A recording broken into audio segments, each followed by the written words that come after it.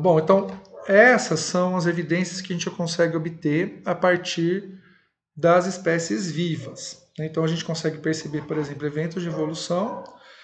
Vejam que eu não fiz nenhum tipo de relação com isso em ancestral comum, né? As relações que eu fiz houve mudanças em algum estado de caractere ou em frequências gênicas das populações, e a partir de evidências obtidas de espécies vivas, a gente consegue concluir que sim, houve.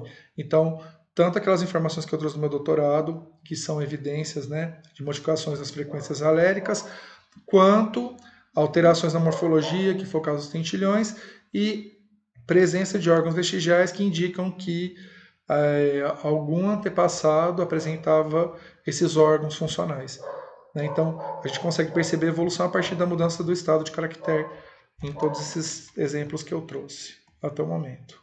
Ok?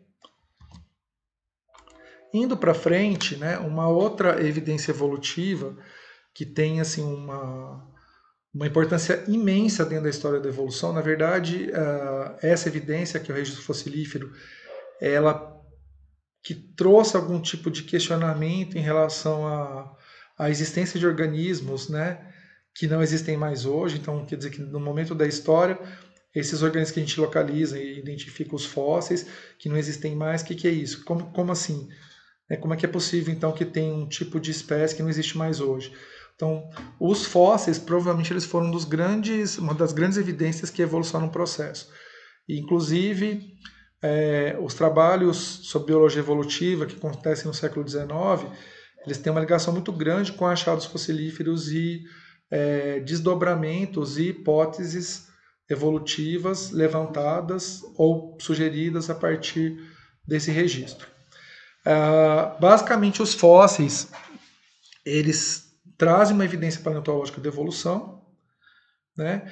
Além disso, eles são um fato científico de que as extinções ocorreram, né? Então, se a gente tem uma informação fossilífera de um organismo que não existe mais, quer dizer que esse organismo, no momento X da história, existia e atualmente não existe mais, portanto, ele foi extinto, certo? Essa é uma questão bastante importante. Aqui na disciplina de princípios evolutivos, eu não detalho muito a questão dos fósseis, porque na disciplina de paleontologia vocês vão ver bastante esse aspecto, né, da evidência evolutiva.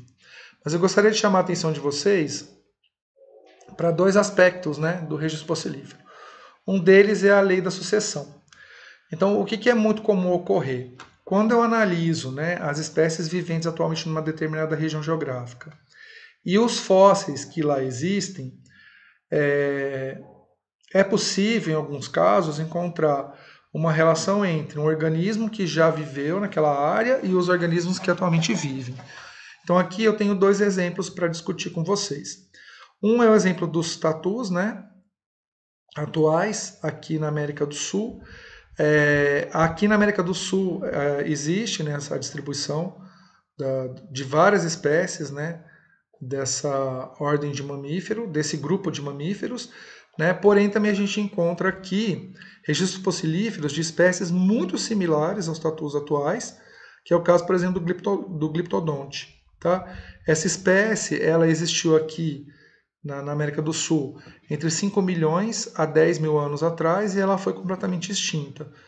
E na mesma região onde essa espécie existiu, existe hoje uma espécie atual que é similar, né, menor, tem algumas alterações de tamanho dessa carapaça, porém a gente acha uma correspondência que indica que houve uma sucessão de espécies que permitem ligar de alguma maneira a história evolutiva do Glyptodonte com a dos tatus atuais. Um outro exemplo, né, desse marsupial aqui da Austrália, que existe registro fossilífero, né, de uma espécie muito similar a esse marsupial, que existiu na região da Austrália entre 2 milhões a 100 mil anos, que é o Diptodon. Tá? Então a gente consegue perceber várias similaridades em relação à questão da organização morfológica dessas duas espécies, o que também é um indicativo de que provavelmente as espécies atuais vieram de estoques ancestrais que de alguma forma compartilham parentesco com o Diptodon, certo? Uma outra questão que o registro fossilífero permite é identificar os elos perdidos. Então, por exemplo, a gente não consegue, analisando as espécies atuais, traçar quais foram, né, os caminhos evolutivos que vai levar de um ancestral até a espécie derivada. A gente pode dizer, por exemplo, que homem e chimpanzé compartilham um ancestral, mas eu não consigo contar essa história muito bem contada só comparando o chimpanzé com o homem.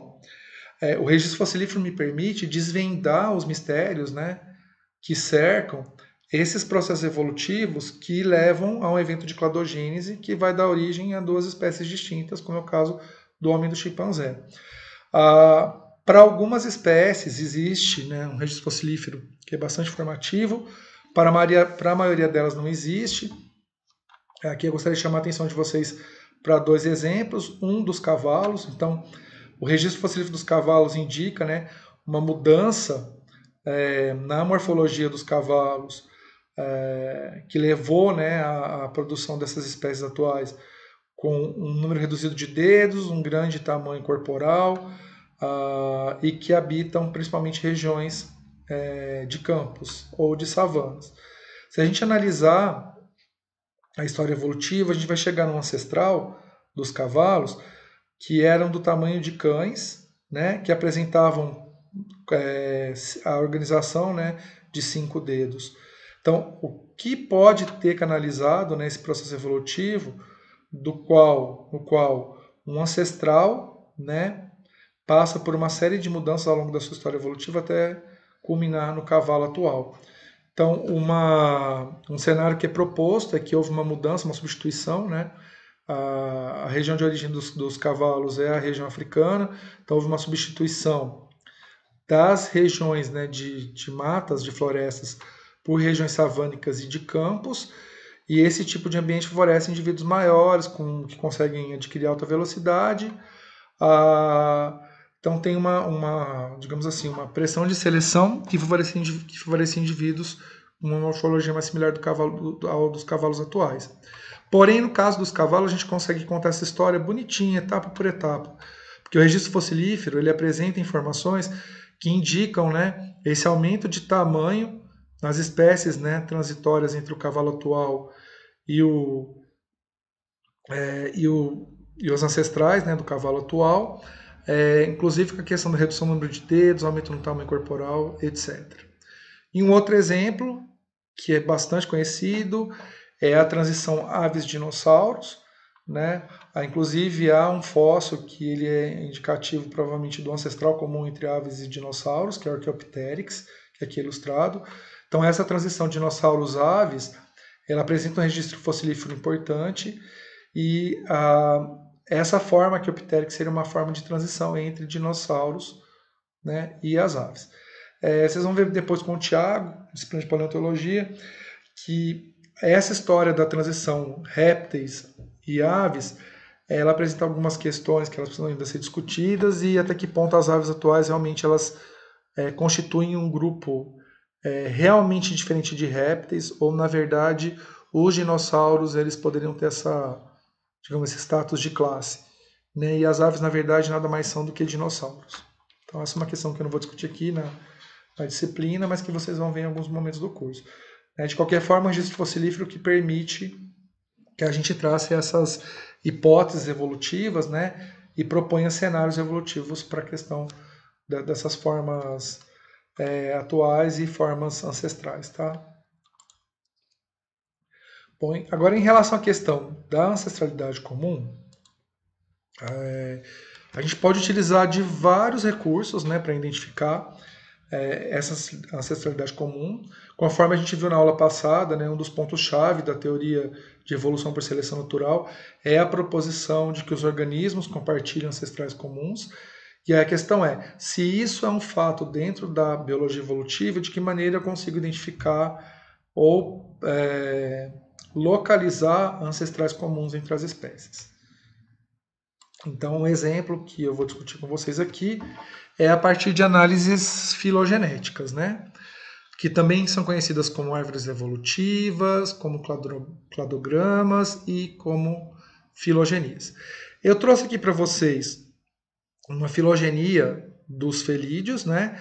E aí também indico aqui alguns membros externos, né? Alguns organismos, né, que não são felídeos, mas que são mamíferos que estão relacionados, né, à base evolutiva da família Felidae. Vejam aqui que a divergência dos felídeos para os demais mamíferos ocorreu provavelmente há 25 milhões de anos, certo? Então aqui eu coloquei, né, os mamíferos que, segundo análises genéticas, são considerados, né, espécies que compartilham de alguma forma ancestralidade com os felídeos. Inclusive essa espécie aqui é a que é mais similar, tá? A uma espécie não que não é felino, que é mais similar. Então vejam aqui que quando eu faço as análises genéticas, eu consigo, de alguma forma, agrupar organismos que são similares. Então, por exemplo, cada quadradinho em vermelho aqui identifica um grupo evolutivo.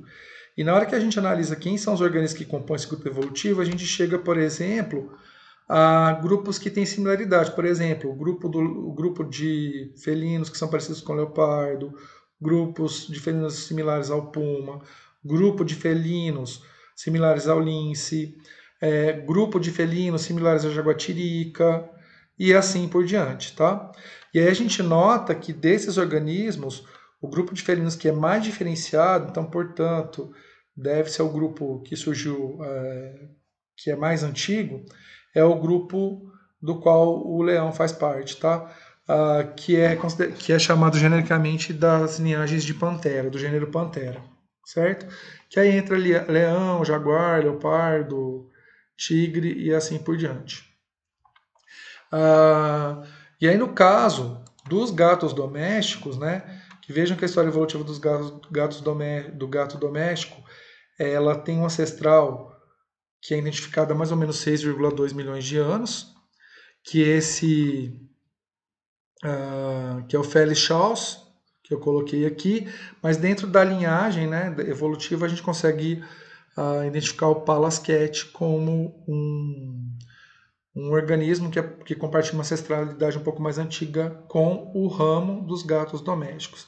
E aí quando a gente analisa, né, esses diferentes animais do gênero Felis, então vejam, todos aqui são do gênero Felis. Todos eles são muito similares ao gato doméstico, que é aqui representado nessa figura, que é o meu gatinho Frank. Tá? Se vocês analisarem aqui, tem uma similaridade morfológica enorme entre eles. Né? Essa análise é feita a partir de dados genéticos, mas vejo que a morfologia também ajuda a validar, de certa forma, essa organização. Então, o que isso aqui indica? Que esses organismos aqui, eles compartilham algum ancestral comum, que permite ligar todo esse clado aqui do gênero Felis ao grupo ancestral Pallas cat, tá? Certo? Bom, uma outra forma de identificar a ancestralidade comum é pela homologia de órgãos. Então, aqui no caso, vejam que tem, né, nessa figura a gente ilustra diferentes estruturas anatômicas, né, presentes em diferentes organismos, e que se a gente analisar, a cada cor aqui representa mesma origem embrionária. Então, se a gente analisar, por exemplo, o braço de um homem, a pata dianteira de um cavalo, a asa de um morcego e a nadadeira de uma baleia, a gente vai notar que todas elas compartilham estruturas, né, morfológicas que estão presentes nos embriões. Isso é um indicativo de que todos esses organismos aqui compartilham algum ancestral comum. E aí o que deve ter ocorrido ao longo da história evolutiva? Em virtude do tipo de ocupação de nicho que essas espécies realizaram, a seleção natural que favorece, por exemplo, a presença de um braço, a presença de uma pata, ou de uma nadadeira, ou de um morcego, certo?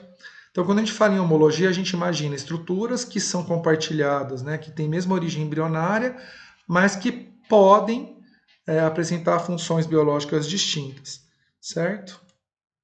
A gente tem que tomar cuidado para não confundir a homologia com a analogia. A analogia, ela indica a existência de estruturas com mesma função biológica, mas com estrutura embrionária diferenciada. E isso, na verdade, é um indicativo de que eventos, né, seletivos diferentes podem levar há um resultado morfológico similar em diferentes organismos, apesar da estrutura não estar presente nos ancestrais comuns. Então, por exemplo, quando a gente pensa em asa, né, a asa de um inseto, a asa de uma ave, elas apresentam a mesma função biológica, que é o deslocamento em vias aéreas. Porém, quando a gente analisa do ponto de vista embriológico, a gente vai perceber que a asa de inseto ela tem uma origem independente em segmento e a asa das aves tem uma homologia com membros superiores dos vertebrados. Tá? Então, o que isso indica? Que durante o processo evolutivo, aves e insetos enfrentaram pressões seletivas similares e essas pressões seletivas modelaram, né, a morfologia e favoreceram organismos que apresentavam estruturas similares às asas. Tá? Vejam que aqui é uma forma da gente identificar estruturas que não são compartilhadas por ancestrais comuns.